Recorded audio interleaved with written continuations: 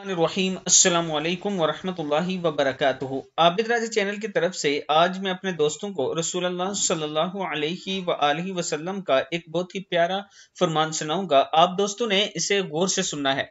हजरत अनस बिन मालिक रजी अल्लाह तआला अन्हु फरमाते हैं कि हुजूर अकरम सल्लल्लाहु अलैहि वआलिहि वसल्लम ने इरशाद फरमाया, क़यामत के दिन दोज़खियों में से एक शख्स जन्नतियों में से एक शख्स से पास से गुजरेगा और कहेगा, ए फलां, तुझे याद है एक दिन तूने पानी मांगा था और मैंने तुझे पानी पिलाया था। रावी फरमाते हैं पस वो जन्नती इस दोज़खी के लिए शफात करेगा। इब्ने माजा में मौजूद है, यानी क़यामत के दिन दो दोज़खियों में से एक शख्स जन्नतियों में से एक शख्स के पास से गुजरेगा और कहेगा, ए फलां, तुझे याद है कि एक दिन तूने पानी मांगा था और मैंने तुझे पानी पिलाया था। रावी फरमाते हैं पस वो जन्नती इस दोज़खी के लिए शफात करेगा। यानी पानी का सदका रसूलुल्लाह सल्लल्लाहु अलैहि वआलिहि वसल्लम को बहुत ज्यादा पसंद था।